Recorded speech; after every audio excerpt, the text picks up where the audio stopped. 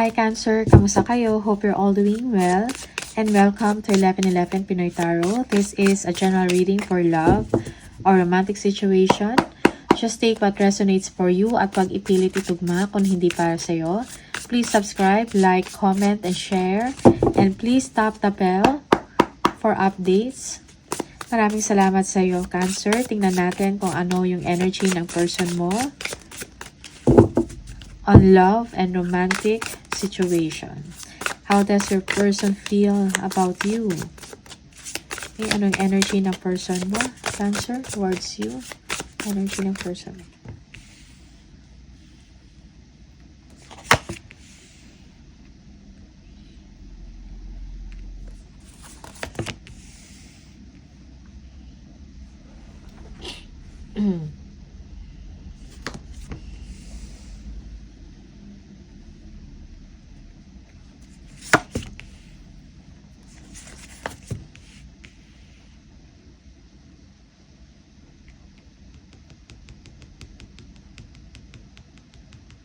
Okay.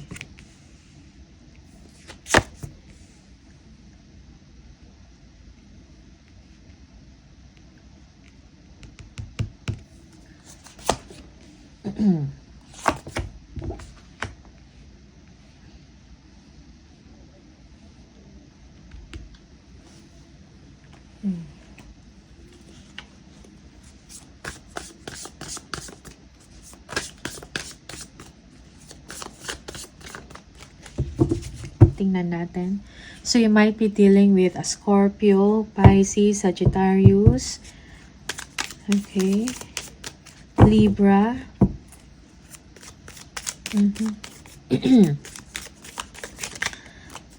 Leo, okay,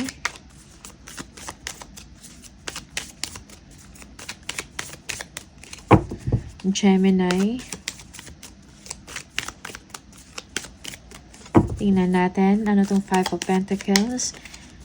You want to balance, no, the situation sa inyong relasyon. Okay, give and take, merong mutual understanding. Yan ang gusto mo, Cancer, with your person. Okay. Feels like yung person mo ngayon, feeling left out in the cold. Merong ending na nangyayari sa part niya. Okay. Yan. For some of you, your person wants a new beginning with you, no? Or development sa inyong relationship. Yeah. Parang gusto kanyang suyuin. Okay. Ano to? Five of Pentacles. Tingnan natin.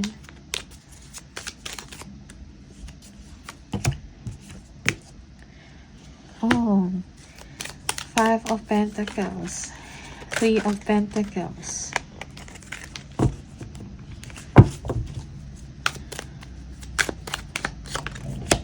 Ooh. So, your person is burdened. Okay? Parang nahihirapan siya sa situation because of the obligations or meron siyang commitment about sa work.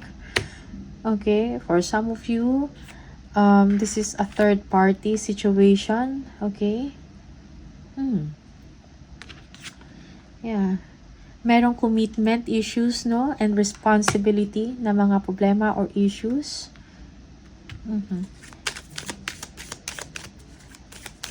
That's why your person is not happy. Okay?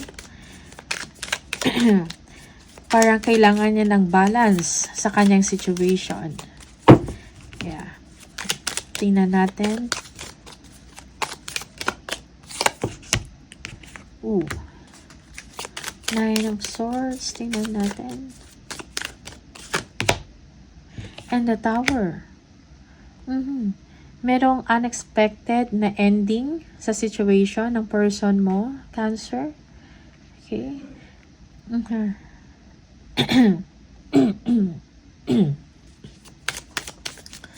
Sorry. Parang merong may nagbago sa system ng person mo, maybe sa bahay nila, something like that, merong ending.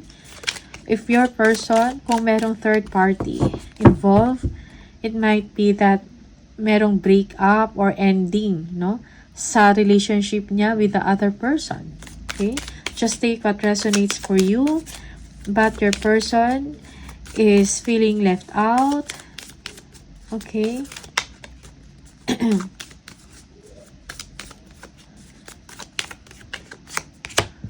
Okay. May kailangan siyang pagdesisyonan. Yeah, maybe your person is moving towards you. Okay. Gusto ka puntahan ng person mo. Okay. Cancer, your person wants to be with you. Your person is moving on. Okay. Merong ending na nangyari if there is a third party involved. Parang burden or mahirap sa partner. Merong conflict. Okay. But then parang meron unexpected na nangyari. Some sort of ending. Okay. Or breakup. Okay. Sa bahay niya, sa pamamahay nila. Something like that. Knight of Cups. Yeah. Five of Wands. But also, there is a conflict. Sorry. Parang may conflict din, no? Merong rivalry, merong competition. Okay. Yeah, it's like this is something magulo. Or complicated yung situation. But your person, parang gusto niyang gumawa ng action. Kasi mahal ka ng person na to. Okay. Or your person wants to propose to you, but then it's parang difficult or challenging yung sitwasyon. Okay? Page of Swords. Two of Cups.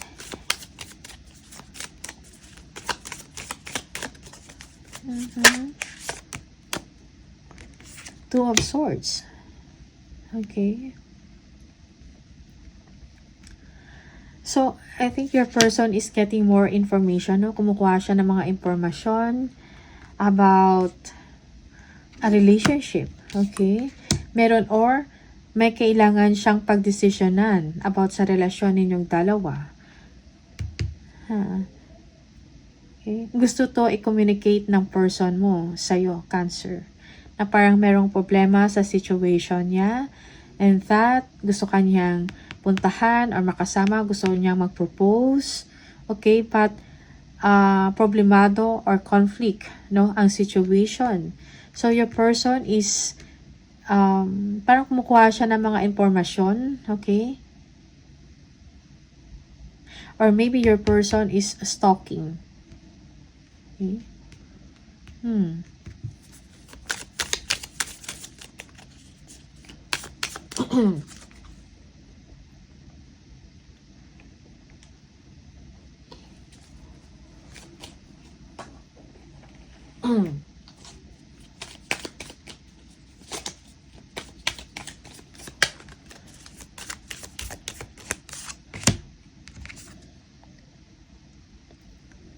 Three of Wands. You are looking forward to see your person, Cancer, to meet him. Okay, parang nag-i-imagine ka na about sa future, yung mga future chances and plans. Okay, you are looking forward to be with this person. Okay.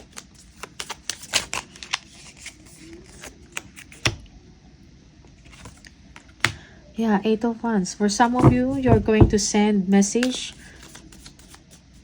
May communication sa inyong dalawa ng person mo. And maybe this is you. You are looking forward to receive messages from your person, bringing good news to you. Okay. You want to hear from your person, no?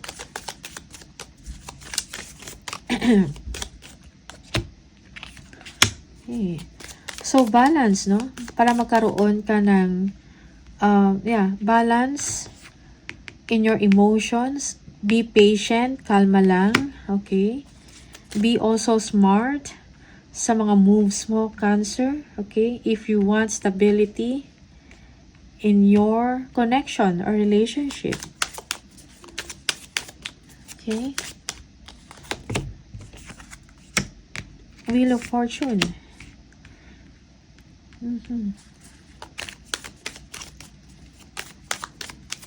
Be patient, no? Siguro meron kang inaantay na pagbabago sa inyong relasyon, okay? Yeah, pagbabago. You are waiting.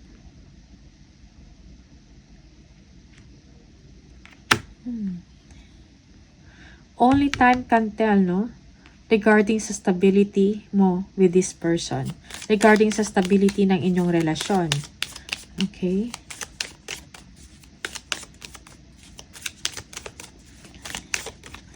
Two of Cups. Yeah. Okay. Yeah. You want to be with this person. Mahal mo yung person na to. Mayroong seriousness. Okay? Nagle-level up ang inyong relasyon, communication. Or I mean, yeah, ang inyong relationship.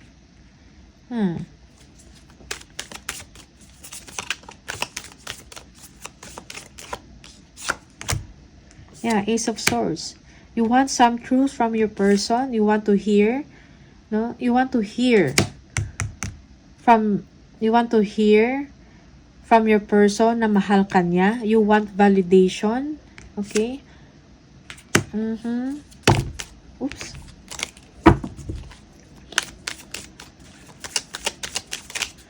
Seven of Swords. Yeah. For some of you, merong sneaking na nangyayari. Sneaking. Okay? Or making plans or strategies to be with this person. Cancer. Okay?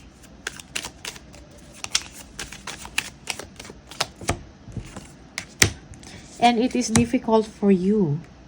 Yung para magkita kayo nito or magkasama kayo ng person nito, merong kailangan gawin na mga planning or strategy. Parang hindi madali. Okay, ang connection or ang relationship ninyong dalawa. Also, sa part ng person mo, something is going on sa side niya. Okay? Yeah, so, merong strong na energy about third party. Yeah, maraming involved. Two or more people involved sa sitwasyon na to, sa part ng person mo. Okay.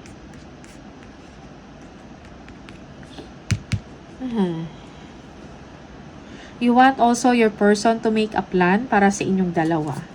Queen of Wands. Tingnan natin. Ano to? Yeah, Queen of Wands. Yeah. So, yung challenge is you want the time and attention of your person. Okay? Yeah. You want the time and attention sa person mo. You don't want to be disappointed.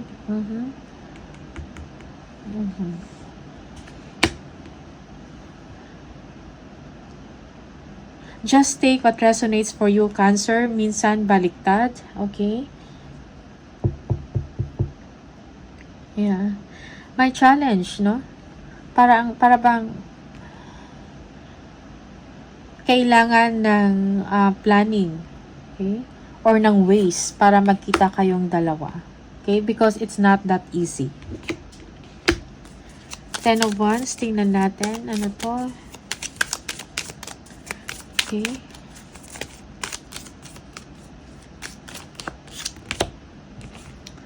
Okay. Oof.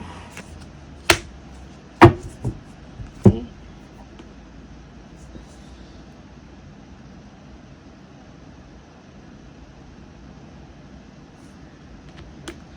Merong disappointment sa relationship. It's like parang burden, may problema about sa commitment, no? And pagiging responsible. Okay? Yeah. Maybe this person have a lot of responsibility or meron siya may commitment issues, something like that. Okay? Pero parang ang hirap, no? Ng situation ninyong dalawa. Merong conflict, merong third party, commitment issues. May mga problema sa responsibilities. Okay?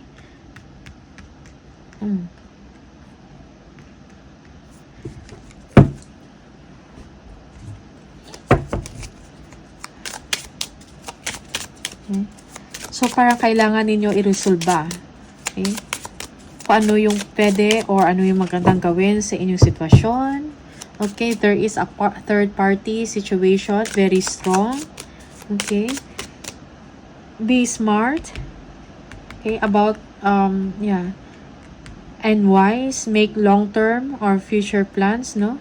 Long-term, pag-isipan mo yung future mo, Cancer, for some of you. Yeah, while the other person, your person, meron siyang kailangang i-fix, no?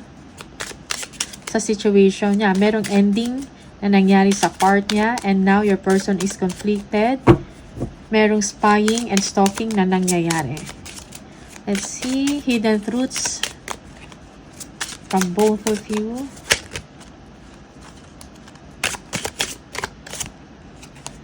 You and I were too young. Okay.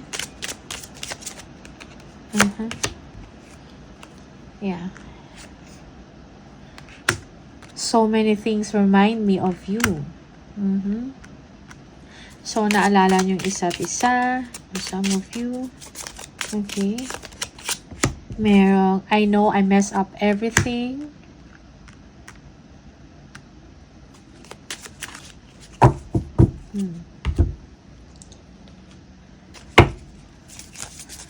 Any more message? Ooh. Healing. Imagine yourself and your beloved surrounded by light. Feel your relationship being healed this very moment. Okay. One more. Secret admirer. Someone has deeper feelings for you than they are letting on. Okay. So, Cancer, ito yung energy para sa inyo. Just take what resonates for you. Okay. And leave the rest. All the best and maraming salamat and see you on the next video. Bye!